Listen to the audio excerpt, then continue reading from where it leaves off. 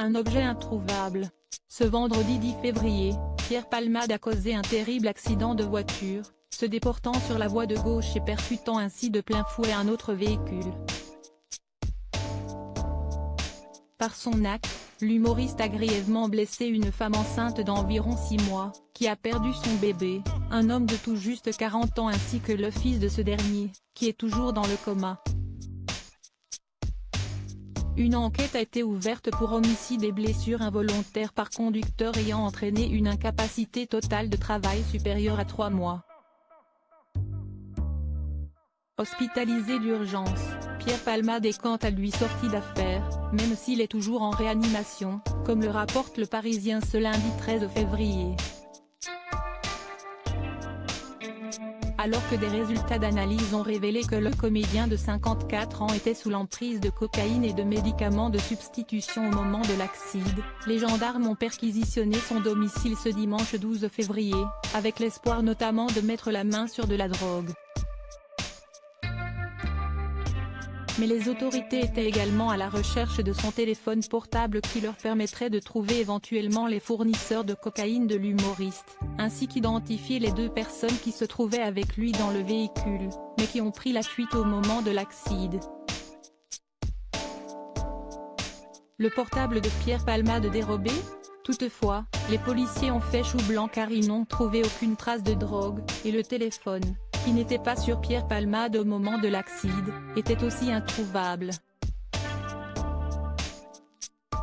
Une absence qui va à l'encontre de la déposition de sa femme de ménage qui est intervenue samedi, rapporte Le Parisien. Elle aurait alors retrouvé les lieux en désordre, avec des seringues éparpillées. La femme de ménage aurait procédé à un nettoyage sommaire en décidant de ne rien jeter pour préserver les éventuelles traces, laissant tous les détritus dans des sacs. Surtout, elle affirme avoir vu le téléphone portable de l'humoriste dans la maison et même l'avoir laissé en évidence, dévoilent nos confrères. Un tiers serait-il intervenu pour dérober le portable ? Si est une piste étudiée par les autorités, qui pensent que le téléphone aurait pu être éventuellement dérobé par les 2 passagers en fuite. D'autant que selon un témoignage recueilli par les policiers, les 2 hommes seraient revenus à proximité de la résidence de Célie-en-Bière le soir même de l'accident, avant de récupérer des bagages. Si les policiers et gendarmes n'ont pas trouvé le téléphone, ni de drogue dans le domicile de Pierre Palmade, ils ne sont tout de même pas repartis bredouilles de la perquisition. Comme le rapporte Le Parisien, ils ont notamment saisi du matériel d'injection de cocaïne usagé, avec un reliquat d'un produit liquide en cours d'analyse, ainsi que divers sextoys.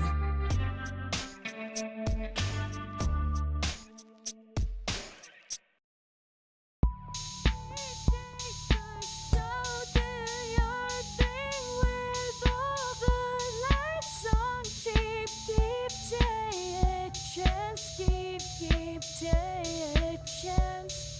You